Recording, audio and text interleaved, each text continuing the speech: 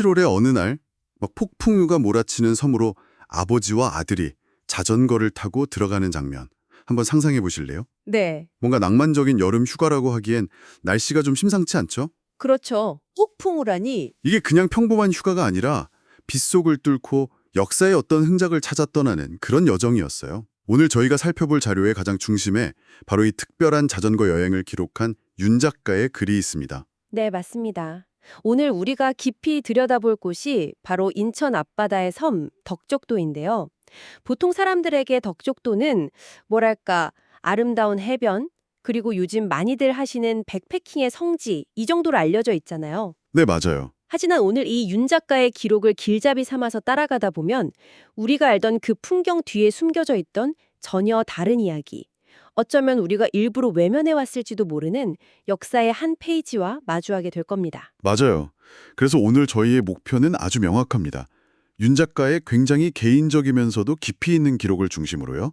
흔히 접하는 여행 블로그나 공식 관광 정보들을 좀 곁들여서 덕적도라는 공간을 훨씬 입체적으로 재구성해 보는 거죠. 네, 좋은 접근이네요. 아름다운 휴양지라는 그 익숙한 모습 너머에 이 섬이 품고 있는 시간의 겹들을 함께 한꺼풀씩 벗겨내려고 합니다. 자, 그럼 먼저 우리가 아는 덕적도의 이미지부터 시작해 볼까요? 덕적도를 이야기할 때 사실 구롭도를 빼놓을 수가 없잖아요. 한국의 갈라파고스라는 별명까지 붙었고요. 아, 그렇죠. 보내주신 여행 후기들을 보니까 뭐 야생 사슴이 뛰어노는 광활한 초원도 있고 스코틀랜드를 옮겨놓은 것 같다는 개머리 언덕의 이국적인 풍경, 코끼리 바위의 해안 사고까지. 와, 사진만 봐도 여기는 진짜 현실이 아닌 것 같더라고요. 그렇죠. 그래서 많은 백패커들한테 구럽도는 거의 뭐 꿈의 목적지 같은 곳인데 바로 그 꿈의 목적지로 가기 위한 필수 관문이 바로 덕적도인 거예요. 아, 거쳐가야 하는군요. 네, 인천에서 큰 배를 타고 일단 덕적도에 내린 다음에 거기서 다시 작은 배로 갈아타야만 구럽도에 닿을 수 있거든요. 그러니까 덕적도는 구럽도라는 최종 목적지를 향한 일종의 베이스 캠프 역할을 아주 톡톡히 하고 있는 셈이죠. 그런데 베이스 캠프라고만 하기엔 덕적도 자체도 매력이 어마어마하더라고요. 공식 관광 사이트를 보니까 서풀이 해수욕장은 길이가 무려 3km에 달하는 넓은 백사장에 100년이 넘은 소나무 숲이 병풍처럼 쫙 둘러싸고 있고요. 네, 거기도 아주 유명하죠. 또 다른 여행 블로그에서는 비교적 한적한 밭지름 해변을 조용하고 자연 친화적인 캠핑 명소로 강력 추천하고 있었어요. 뭐 해발 292m 비조봉에 오르면 덕적군도의 섬들이 파노라마처럼 펼쳐지는 장관도 볼 수 있고 정말 완벽한 휴양지 같아요. 바로 그 지점입니다. 모두에게 덕적도는 그렇게 아름다운 자연 속에서 평화롭게 휴식을 취하는 섬, 이렇게 인식이 되죠. 하지만 윤 작가는 처음부터 이 완벽해 보이는 풍경에 균열을 냅니다. 어떤 식으로요? 그는 덕이 많다는 이 섬의 이름과 그 이면에 숨겨진 역사의 간극에 주목하는데요. 이 평화로운 섬이 사실은 한국전쟁 당시 인천 상륙작전의 성공을 위한 매우 중요한 전진기지였다는 사실을 상기시켜요.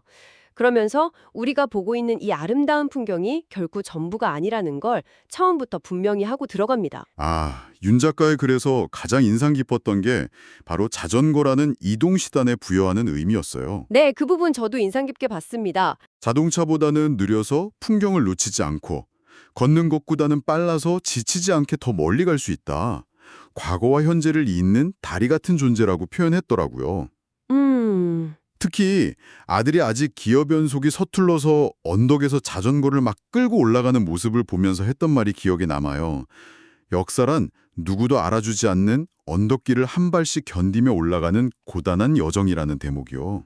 그 고단한 여정의 비유가 곧바로 현실의 비극과 연결되죠.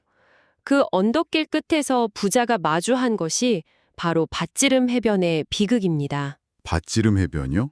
네, 윤 작가의 기록에 따르면 1950년 8월, 그러니까 인천 상륙작전을 코앞에 두고 미군의 엑스레이 작전이 수행되는데요. 엑스레이 작전이요?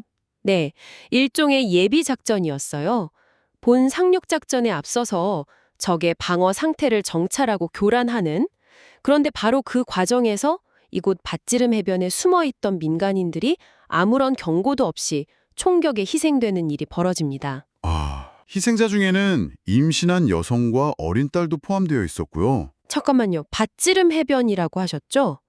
아까 그 여행 블로거가 고즈넉하고 평화로운 캠핑 장소라고 했던 바로 그곳 말인가요? 맞습니다. 바로 그곳입니다. 그럼 오늘날 사람들이 텐트를 치고 불을 피우면서 쉬는 그 장소가 과거에는 그런 끔찍한 학살이 벌어졌던 현장이었다는 거잖아요. 이건 정말 충격적인데요. 바로 그 극명한 대비가 우리가 이 자료들을 함께 놓고 볼 때 얻을 수 있는 가장 중요한 통찰일 거예요. 오늘날 누군가에게는 평화와 치유의 공간이 불과 70여 년 전에는 누군가의 삶이 무참히 짓밟힌 비극의 현장이었다는 사실, 그리고 그 역사가 공식적인 기록에서는 거의 지워져 있다는 것. 윤 작가는 여기서 아주 묵직한 질문을 던져요. 작전이라는 이름은 언제부터 사람보다 목적을 우선하게 되었을까? 그러게요. 아니, 어떻게 이렇게 중요한 역사가 공식 관광 정보나 다른 여행 후기에서는 단 한 줄도 언급이 안 될 수가 있는 거죠? 이건 단순히 그냥 누락된 게 아니라 마치 의도적으로 지워진 것 같은 느낌마저 드는데요. 그게 바로 윤 작가가 자전거를 타고 그 길을 달리면서 온몸으로 느꼈던 문제의식일 겁니다. 그는 섬의 지명들을 하나하나 부르면서 이건 풍경이 아니라 시간이 깃든 언어라고 말해요. 시간이 깃든 언어. 네, 밭지름, 진리, 서포리, 능동 자갈마당 같은 곳들이요. 그냥 예쁜 이름이 아니라 그 안에 수많은 사람들의 삶과 시간이 녹아 있다는 거죠. 아, 능동자갈마당 이야기도 흥미로웠어요.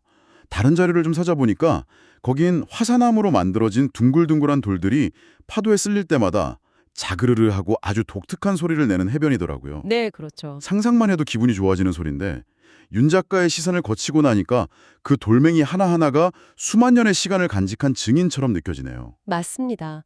그래서 윤 작가가 달렸던 그 자전거 길은 단순히 레저를 위한 코스가 아니에요.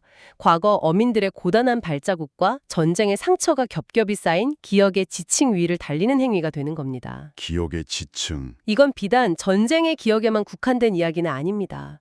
덕적도 공식 홈페이지 자료를 보니까 1923년에 엄청난 해일이 덮쳐서 당시에 성업했던 민어팥이, 그러니까 민어시장이 통째로 사라졌다는 기록이 나와요. 아, 그런 일도 있었군요. 이건 역시 섬이 품고 있는 또 다른 시간의 겹, 잊힌 역사라고 할 수 있겠죠? 와, 듣고 보니까 섬 전체가 진짜 거대한 역사 박물관 같다는 생각도 드네요.